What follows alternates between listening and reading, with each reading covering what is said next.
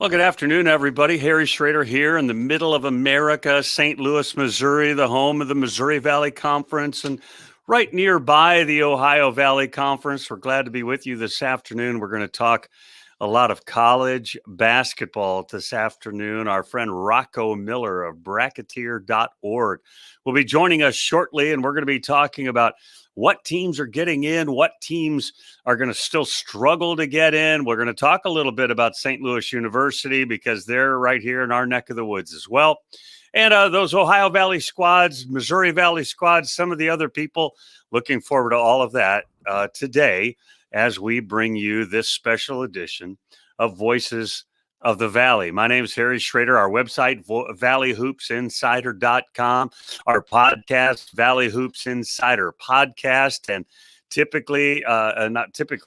periodically throughout the basketball season, we also have a program we called Valley Hoops Insider Postgame. We do that some Sunday nights after a full day of Valley Hoops basketball, OVC, MVC, whatever it might be, on a Saturday or a Sunday.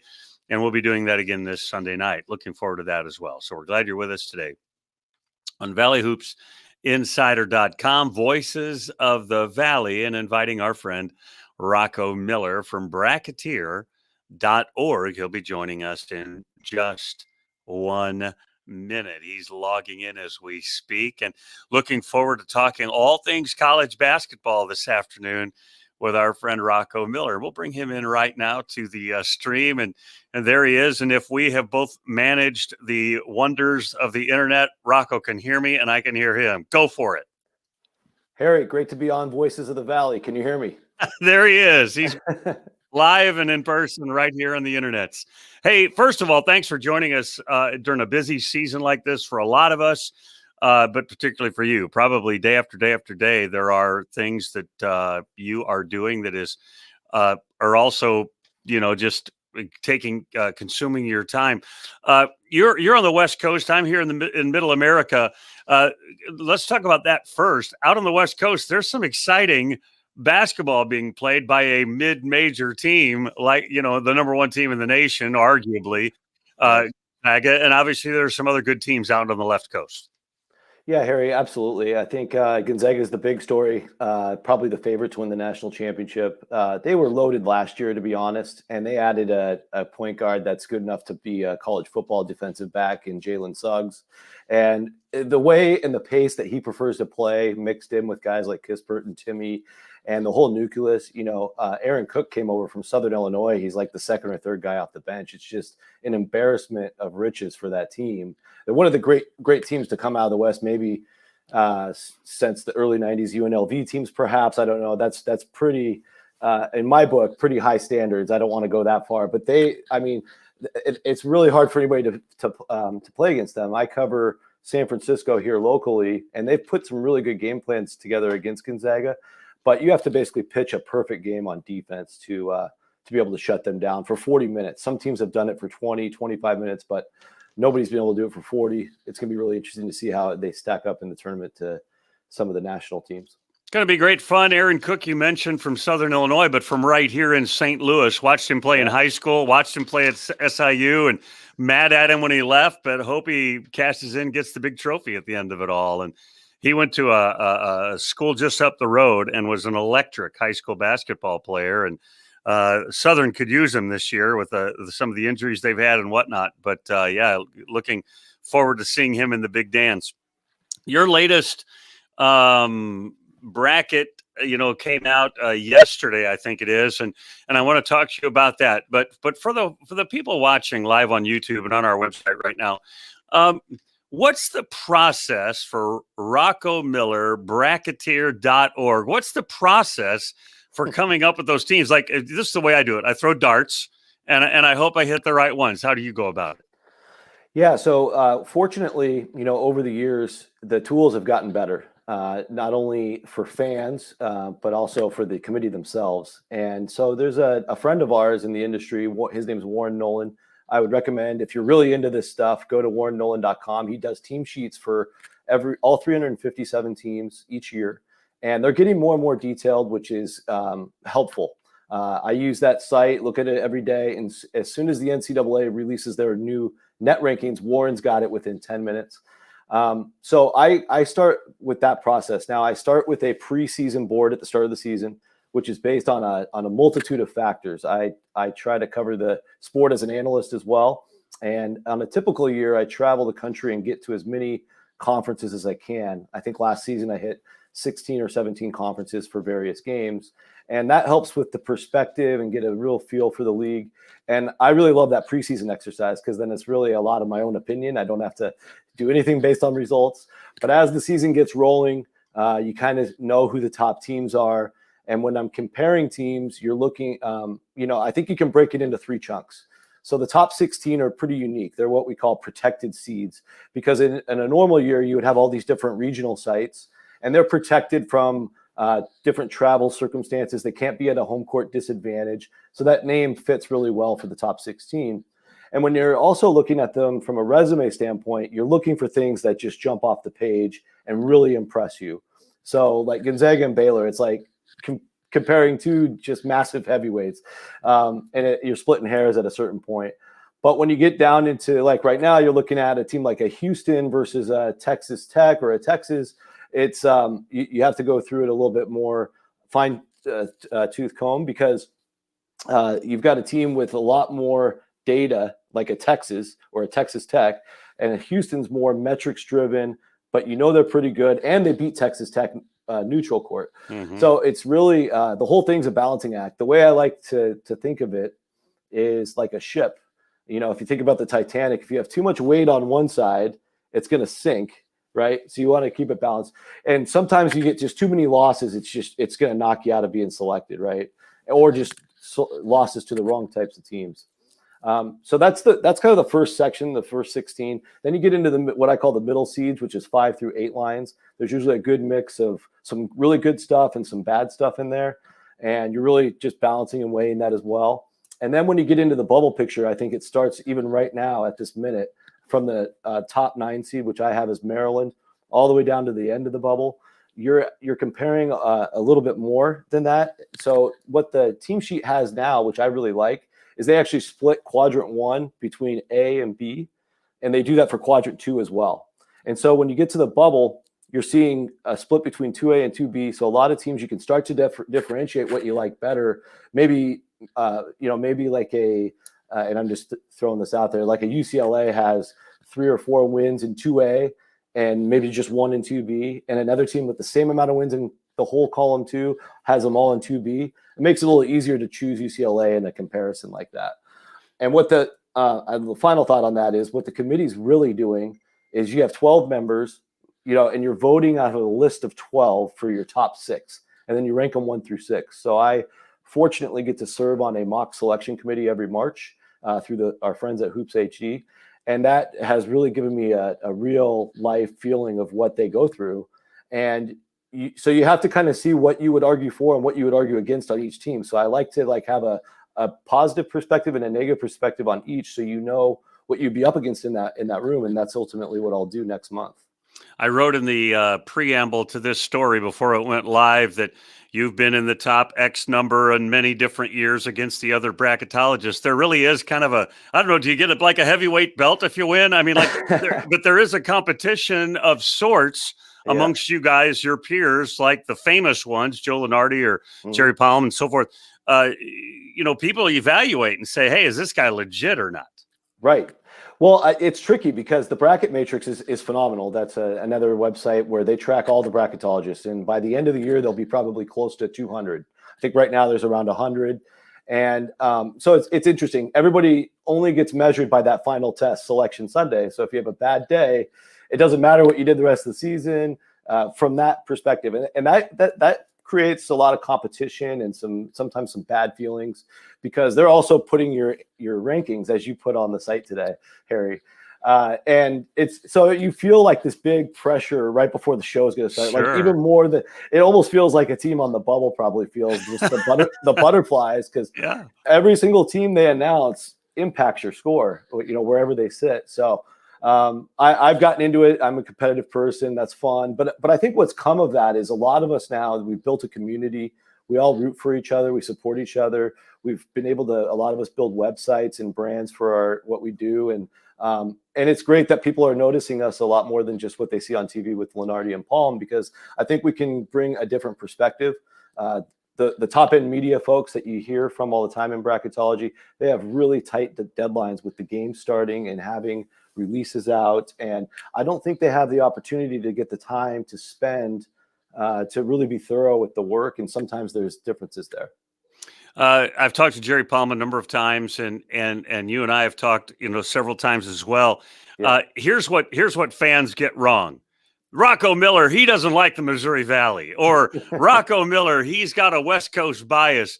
All of those things could be true, but that has nothing to do with what's going into what you produce on a weekly or there on Selection Sunday. Absolutely. Yeah. And honestly, like I've over the last decade, when I've really gotten heavy into this, I've gotten rid of a lot of those biases in general. I'm really comparing all the different data sets, and I'm actually becoming, I think what I do a little bit more than most bracketologists is I spend a lot of time on the psychology side. I go back and I watch what previous committees have said. I record and tape all those interviews, and it's a little crazy making, but a lot of those same committee members come back. So their perspective is not going to change that much. And then when you bring in a new committee member or two each year, those people are usually a conference commissioner or an AD that don't have much of an idea of what they're getting into when they first start. So they're getting trained by the committees before them. So eventually that same train of thought, a lot of it overlaps. The nuance we have today is the net was just recently introduced in the last couple of years. So I am looking at the 2019 patterns as much as possible for this, more so than the years before. But there are some important precedents for the Valley from years before. If I want to talk about the net briefly, but then I want to dive into the Missouri Valley, Ohio Valley, and so forth. Yeah. The net, we all hear about quadrant 1 and quadrant 2 and quadrant 1 on the road or on at home and so forth. There is virtually no home court this year. And home records are good, but they're not what they typically are. Do you think the committee will take that into account, or are they just going to go by the letter of the law? Well, Mitch Barnhart told us on Saturday that they are going to go by the letter of the law, and the road wins do mean as much. And I see the argument on both sides, because there are leagues like the Valley, or maybe both Valleys, and maybe even like the SoCon and others, where it's a bus league. You're going into a mostly empty gym and you're just playing basketball. And there's not much of an advantage in that. I mean, the bus ride's not that much. The testing and the travel, there is a degree of disadvantage there. But in other leagues, like you look at the Mountain West, or even in the Pac-12 out here, or even the Big East, which is spread out for 3 time zones, that is still a disadvantage. Traveling all that ways and having to pass a test. And there was a game recently, Louisville and Syracuse. Syracuse has now flown to Louisville twice, and hours before tip-off got it canceled both times. So they've now traveled there twice and still haven't played the Cardinals. So, I mean, that's why it's tough to make a unilateral decision across all 31 leagues, because I do think you're right. Like in the Valley, it probably isn't as big, but some of those other leagues, it's a big factor, I think. But even nationally, we see Duke losing games at home that they never lose, and those kinds of things. So it's very interesting. Okay, now I have your piece of paper right here. I have that's an old Rush Limbaugh thing. Remember, if you ever listened to him, he would shake his papers over the microphone. So we are a Missouri Valley, Ohio Valley Conference centric website based here in St. Louis. And so we pay attention to SLU and Mizzou and some of those people as well. Right now, you say that Loyola Chicago is in, but not by much, at number 39. You have Drake lower than that at 44. Tell us what that means, in, but not by much. Yeah, so there's a couple elements of bracketology, right? So the first and most important element is selection. Are you one of the 37 best at-large teams? If the answer is yes, you're in good shape, because now all you're worried about is seeding. So both Loyola and Drake are in this predicament where one's hopefully going to win the league title, the other will hopefully get selected, right, from a Valley perspective. And what you're looking at now is Loyola Chicago's in this kind of new universe where they have metrics going through the roof. I think they're 13th in the net today. Mm-hmm. If you look at even deeper metrics like defensive efficiency, they're number 1 in the nation. some of that stuff's not on the team sheet, but it's these committee members are all assigned conferences. So there is a committee member assigned the Valley, and whoever is bringing the Loyola information to the table is certainly going to present all of this, right, beyond the team sheet. And I think when you start comparing Loyola Chicago to like Minnesota, Xavier, VCU, those teams I have just below them or even between them and Drake, some of that stuff, it's like, okay, well, we don't know a lot about them because they didn't get the opportunities, but we know they're really darn good because they blew a bunch of teams out. And the Valley is not an easy league to do that in. It's pretty much, only a few teams have done that ever, right? So I think at that point, once they start going through the seeding process, Loyola Chicago starts winning out some of those battles, and they get into the 30s, which is where I have them today. So that's the explanation for them. So you have both of them in, but not by much. Now they both have 4 games left, I think, and then the Missouri Valley Tournament. So let's say they both win out. They both win 6 more games, and then one of them loses the tournament. They're both in, right? I mean, I think if that happens, they're just in. Yes. I have to assume so. It also is still important who they lose to in the Valley. Like you don't want to go lose to the 10th place team in Arch Madness. That's what I'm saying. They win out and they meet in the title game. Oh, title game, yeah. They're both in.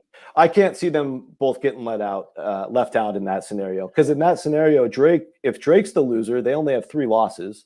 2 of them are to Loyola, 1 bad loss on the road. Historical precedent puts them in 100% of the time. And then Loyola, if they lose, they're still going to have the outstanding metrics. I think they're the interesting case study because they do have the loss to Indiana State. They did lose to Richmond, another team fighting for a spot. But again, I think a lot of those tiebreakers, because in some ways this helps them. The Valley they're the 11th best league today. They're almost the 10th best. But compared to leagues like even the A10 and the American and the Power 6, of course, it's not a straight apples to apples. It's apples to oranges because even in the A10, you have like 7 or 8 top 100 teams. In the American, you have 4 or 5. In the Valley, it's still just the 2.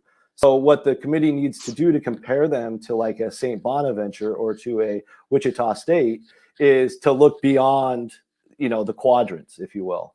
And that's when Loyola really starts to shine. And I think that puts them in a really good position. Okay, let me paint another scenario.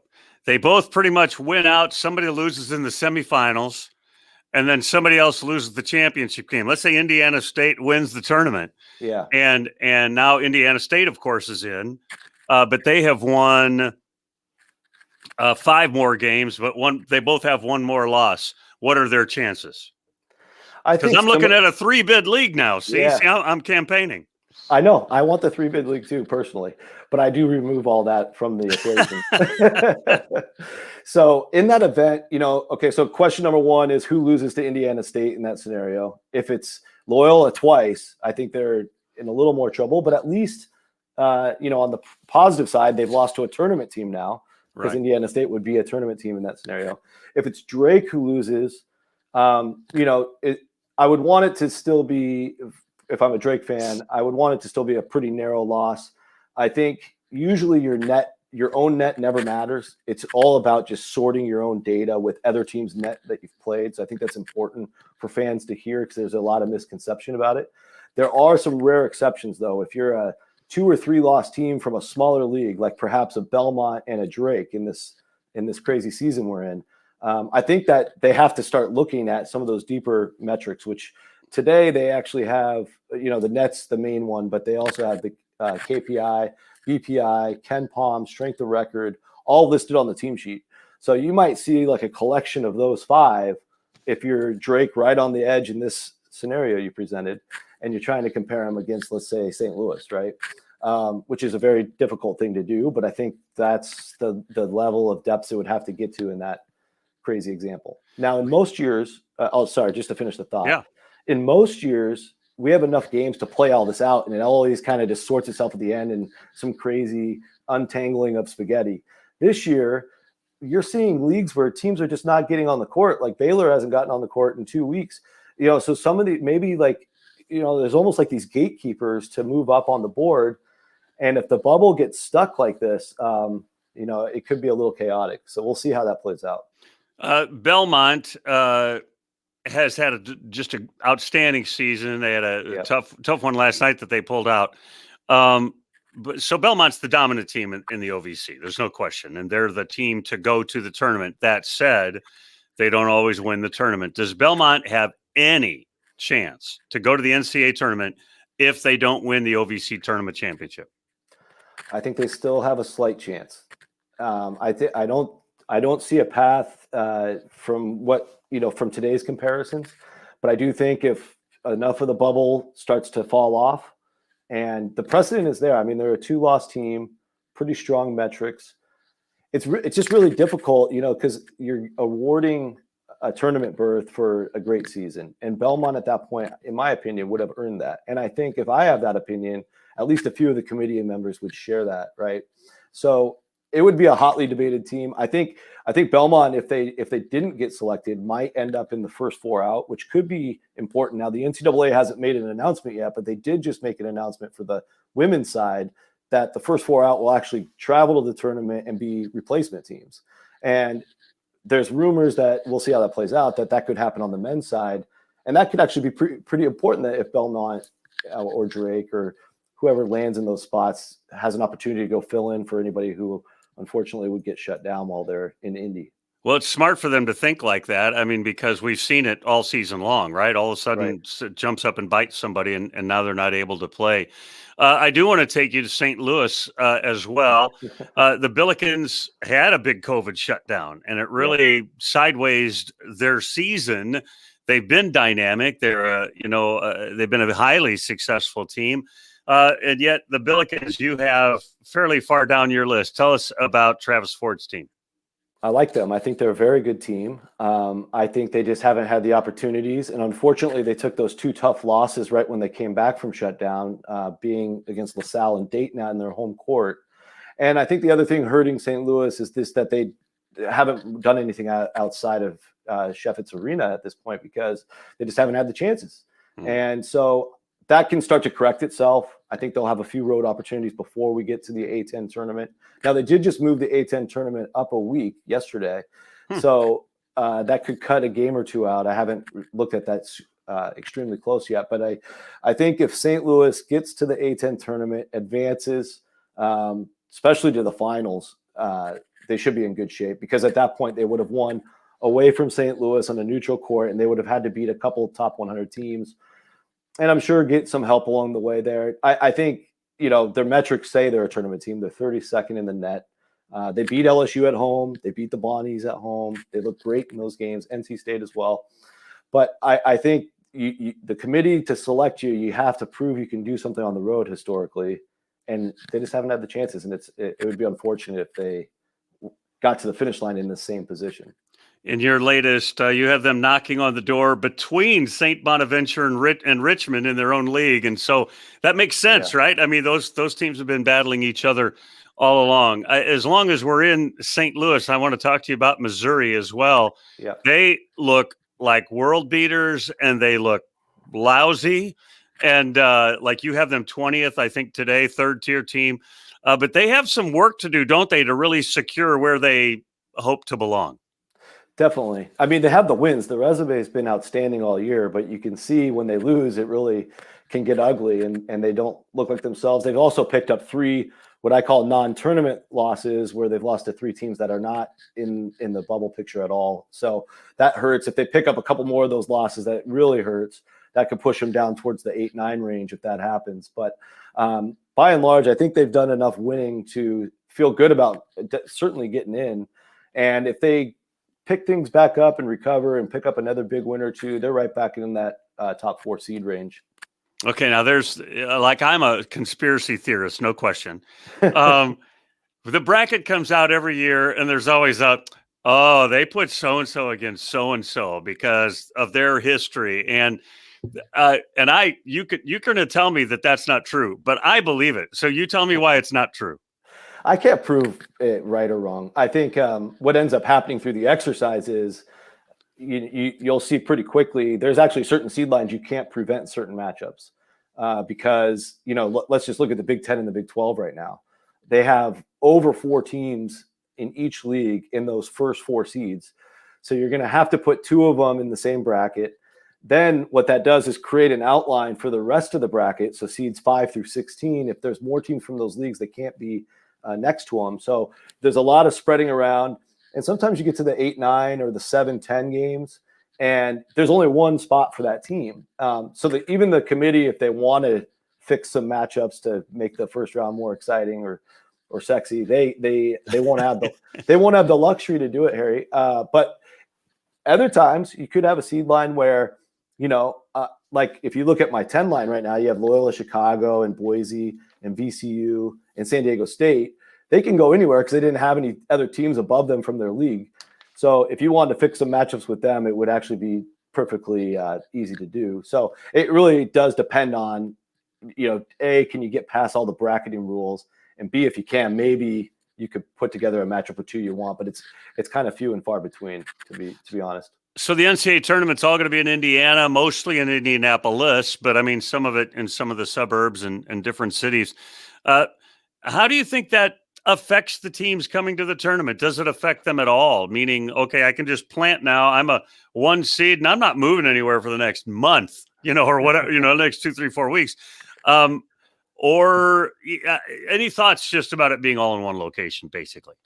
Yeah, I've been thinking about that more. I think it's a little bit of a microcosm of what all these teams have gone through this year, because you're starting to see the teams that have the tightest chemistry and the strongest, stick-to-itiveness, I call it, as a unit, are the ones that are showing up in the bracket right now. And so I think when those types of teams get to Indianapolis, they'll be able to adopt the right mentality, at least a lot of them. I think of a team out here, Stanford. I think in the first 3 months of the year, they only had 5 nights in their own bed because the county wouldn't allow them to play at home. So they went and played 50 miles away in Santa Cruz. And then they were on the road a ton. They played, road games against MEAC schools in North Carolina. Just the toughness of those guys that they keep coming back. They don't make excuses. That's standing out. And that's why I think you see actually like a lot of the blue bloods struggling this year, because they're depending on a lot of younger players that are going to go on to the NBA pretty soon. And you're seeing a lot of that fall apart because there's different, levels of interest in being successful at the college level, or is it more important to get picked in the top 10? And some of those guys are choosing to get picked in the top 10. And there's just this dynamic of the players who want to be here and want to win a championship. Most of those teams are going to be there, and I think they'll be okay.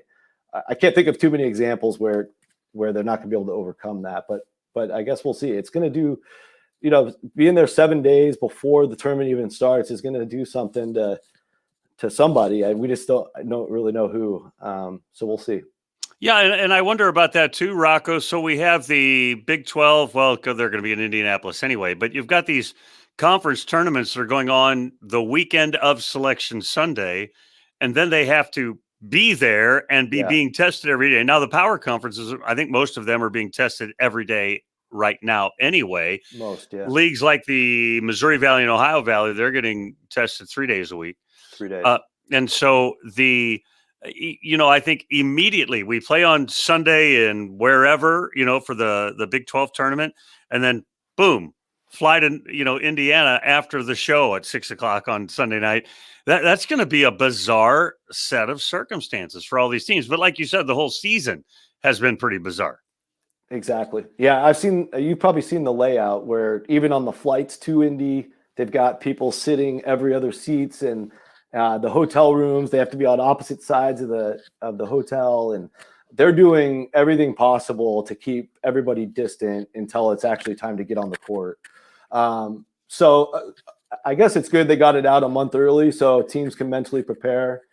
Probably 80% of the field right now knows they're going, at least in the at-large pool. Of course, the auto bids don't know yet, but that gives the coaches and administrators time to start to mentally prepare the team for that type of craziness that will come right after championship week, as you said. Some of those teams like whoever wins the A10, whoever wins the Big 10, the AAC, they're going to get on a plane right after they win it and have to be in Indy. And then on Monday, they'll fly all the at-large teams to Indy. So it's going to be crazy. It's going to be crazy. So my big takeaway is Rocco says 3 Valley teams, 2 OVC teams. SLU is the lock. No, you didn't say any of those things. I No. just try to make headlines, you know. I like Listen. it. I like it.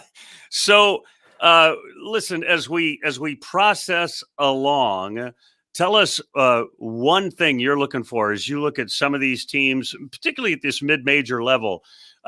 What's that one team out there you're saying, man, this is the team that, look out, they're going to rise up and kind of really do something unique that people aren't paying attention to yet? Yeah, that's a good question. I think, if you look at the Big West, I'm pretty excited about the Big West. They've been down a lot the last 5 years. In 2016, they had a really good year, but now they've got 4 or maybe even 5 pretty darn good teams. This UC Santa Barbara team's now in the top 50 of the net, which is sneaking up on a lot of people.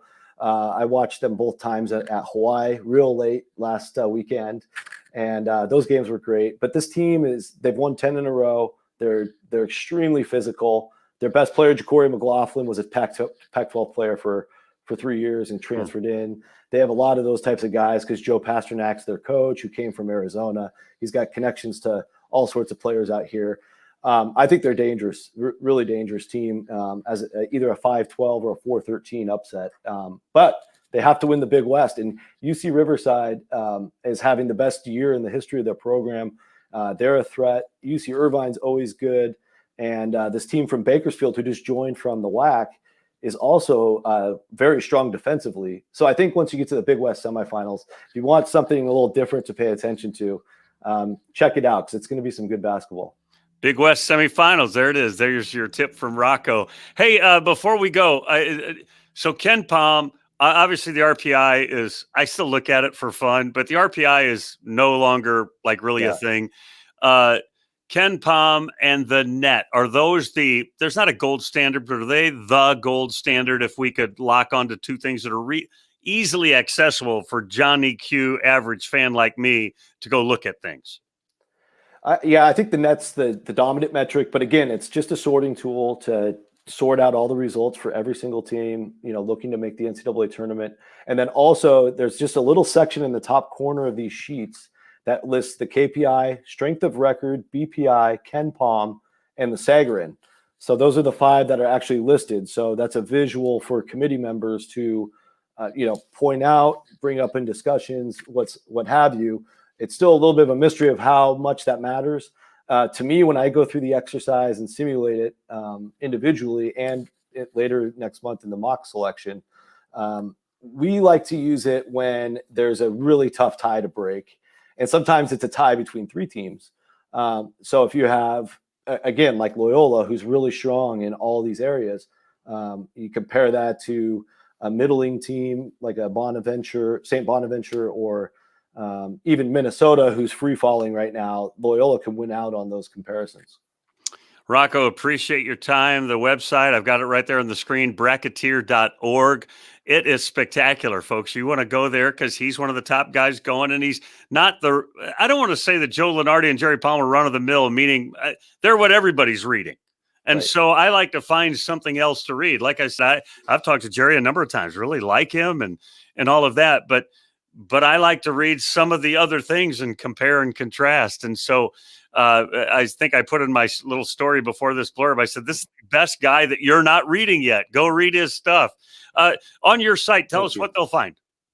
Yeah, thank you, Harry. I appreciate that. So on our site, we try to expand it beyond bracketology because it can get monotonous over the course of the year. Obviously, that will be the focus here the last month. But what we do throughout the year is we do Teams of the Week feature, which is where we go through all 31 conferences and we find the teams that just had amazing weeks. And I love to recognize the small conferences. I really thrive on that because it also just uncovers a lot of great stories that don't get covered, much like how you found me, Harry. And then also what we do is we do a bracket watch. So we'll have another one of those posted today, which really primes you for the weekend. So we'll do that for the weekend. And then on Monday, there'll be another one for the midweek next week. And we'll do those all the way till the end. So you know what, and I break those down. Hopefully it's helpful for the fans into 3 categories. One's the heavyweights. So you know all the 5 biggest games of the week or the 5 biggest games of the weekend. Then I do the conference leaders, which is because in our bracket, we're always putting the team in first as the representative. And I think there's just a ton of good basketball when you're playing for a regular season championship. So I'll point you in the direction of what the 5 best conference race games to watch are. And then we have the 5 bubble games as well. So there's a little bit of everything. They're all important. And it also helps myself, to be honest, to just stay on track on what has the most impact. Because when you're sitting there on a Saturday with 100+ games to choose from, it's good to have a little bit of focus. Yeah, see, you have a problem. I only have this many. You have this many, Yeah, because exactly. I'm really trying to pay attention to just these 2 leagues. Rocco, appreciate your time. This is a hectic time for you, and you carved out some for us today. I really appreciate that. We'll be on your site. We'll be telling people about your site, and when it's all said and done, where can we go to see how you graded out against the other guys? Yeah, so that's all measured at bracketmatrix.com. And so, again, you can always find my stuff linked on there and the hundreds of others linked on there, and you can see how we all stack up and compare. You could also see like how often everybody posts as well. You'll see I'm one of the more consistent ones. Sometimes, you'll get somebody that shows up on the last day, but that's what makes it fun. And you can find me at bracketeer.org. And Harry, I appreciate your following and all the kind words, and we're going to keep building this thing. Appreciate your time. That's Rocco Miller. Folks, thanks for paying attention, watching, and listening today. Remember, since you've been there, make it a better place. We'll see you again real soon. Rocco, thanks. Stay safe, stay COVID-free, and we hope to bump into you again soon. You do the same. Thanks, Harry. I appreciate you having me. Thanks, everybody. Have a great afternoon.